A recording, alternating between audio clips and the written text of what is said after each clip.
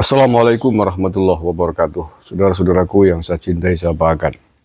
Video kali ini ingin saya putarkan video lama dari pernyataannya Gus Dur almarhum rahimahullah, di mana dalam sebuah kesempatan Gus Dur mengatakan bahwa Ibu Megawati adalah orang yang tidak menghormati hukum. Dan nampaknya statement Gus Dur ini sepertinya masuk akal dan pas untuk menggambarkan situasi politik pasca Pilpres 2024 ini. Nah, seperti apakah statement Gus Dur itu? Kita simak. Gus Dur mengatakan bahwa kepemimpinannya menghargai kedaulatan hukum, sedangkan kepemimpinan Megawati tidak menghargai hukum, melainkan penyelesaian politik. Berdasarkan ucapan Gus Dur ini, para netizen pun menyimpulkan bahwa Megawati lah yang telah melengsarkan Gus Dur secara politik, hingga ia bisa menggantikan cucu Hadratus Syekh Kiai Haji Hashim Asy'ari ini sebagai presiden. Nah, Anda ini kayak orang geblek. Nggak bisa bedakan kepemimpinan kok bilang begitu. Kalau Anda nggak bisa bedakan ya sudah lah sana, ngapain sih ikut-ikutan di sini? Mau tahu kepemimpinan saya menghargai kedaulatan hukum. Kepemimpinan Megawati tidak menghargai hukum melainkan penyelesaian politis. Itu sudah dibuktikan dengan melengsarkan saya manggil rapat di rumahnya di Kebagusan. Itu kalau mau tahu. Apa yang diucapkan almarhum Gus Dur sekian tahun yang lalu itu terlihat jelas hingga sekarang. Megawati sama sekali tidak menghargai keputusan hukum Mahkamah Konstitusi yang telah menetapkan Gibran sebagai calon wakil presiden, dan tidak menghargai keputusan Komisi Pemilihan Umum atau KPU yang telah menetapkan Prabowo Gibran sebagai pemenang Pilpres 2024. Ya, video lama yang pas sekali untuk menggambarkan situasi polemik politik pasca Pilpres ini terkait dengan PDIP, terkait dengan Ibu Megawati. Iya benar. Namanya Partai Demokrasi. Mestinya adalah partai yang menghargai azas prinsip-prinsip berdemokrasi. Prinsip berdemokrasi adalah yang menang, suara terbanyak adalah yang menang. Suara 16% tapi nggak mau merasa kalah, tidak mau mengakui kekalahan. Selisih 50 lebih ya, selisih 70 juta suara dengan Pak Prabowo masih belum mengakui kekalahan. Mau menyebut diri sebagai Partai Demokrasi dari mana? Judulnya, demokrasi cap apa? 14 Februari kemarin adalah perhelatan demokrasi terbesar di negara ini. Pesta demokrasi terbesar. Ritual 5 tahunan untuk mencari mengangkat presiden dan wakil presiden baru.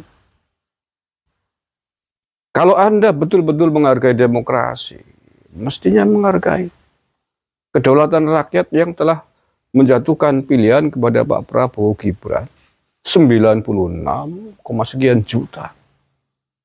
Anda hanya 27 juta sekian. Ya kan, selisih 70 juta sendiri. Gak main-main. Anda masih menyebut Partai Demokrasi.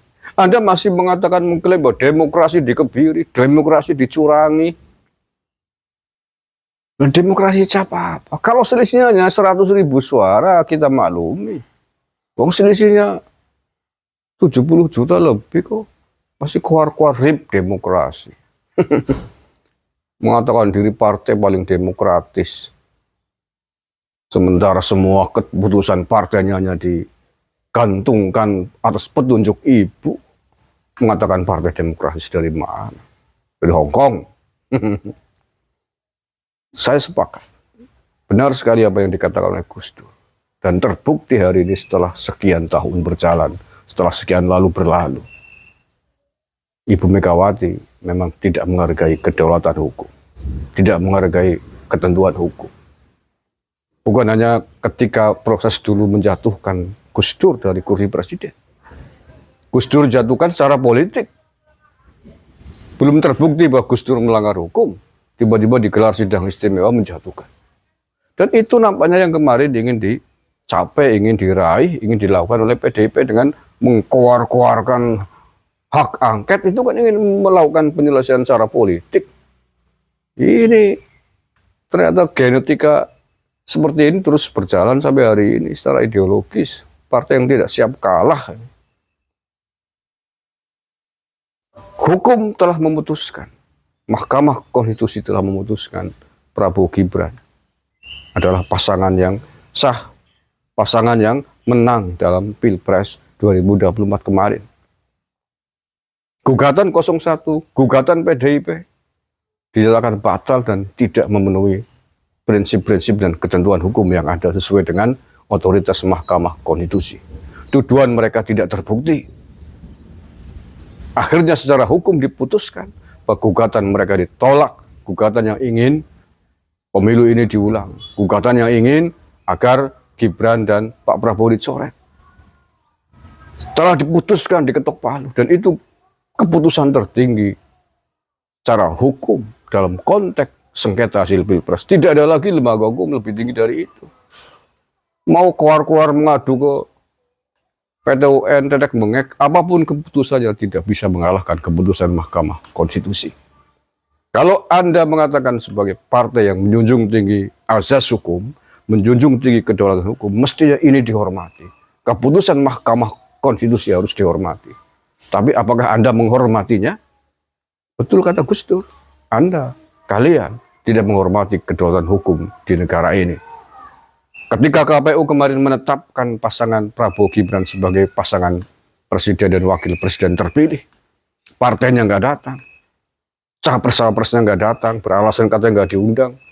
Tetapi faktanya kemudian dibantah oleh KPU bahwa KPU telah mengundang semuanya. Masih mengatakan Anda berkuar-kuar atas nama hukum, berkuar-kuar etika hukum, hukum harus ditegakkan atas dasar etika. Etika dari mana? Anda tidak mencontohkan, tidak menggambarkan sebagai politisi-politisi yang punya etik, politisi-politisi yang tidak beretika, karena tidak menghargai ketentuan hukum yang ada di negara ini, tidak menghargai proses pemilu, tidak menghargai penyelenggara pemilu. Kayak gitu masih mengatakan sebagai orang-orang yang menjunjung tinggi hukum, menjunjung tinggi demokrasi, menjunjung tinggi etika berpolitik dari mana? Maka apa yang tadi disampaikan oleh Gus Dur adalah sangat benar adanya, yang kita menjadi paham sekali sampai hari ini. Dan kita semuanya para pengikut Gus Dur, pengagum Gus Dur, murid-murid Gus Dur akan mencatat ini selama-lamanya. Sejarah telah mengatakan bahwa politisi-politisi yang tidak siap bersaing harus kita lawan bersama-sama. Dalam kontestasi politik apapun yang lahir dari politisi dan partai-partai yang tidak taat hukum, yang tidak menghargai kedaulatan hukum, harus kita lawan.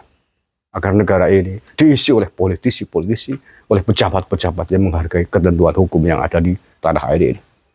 Terima kasih. Assalamualaikum warahmatullahi wabarakatuh.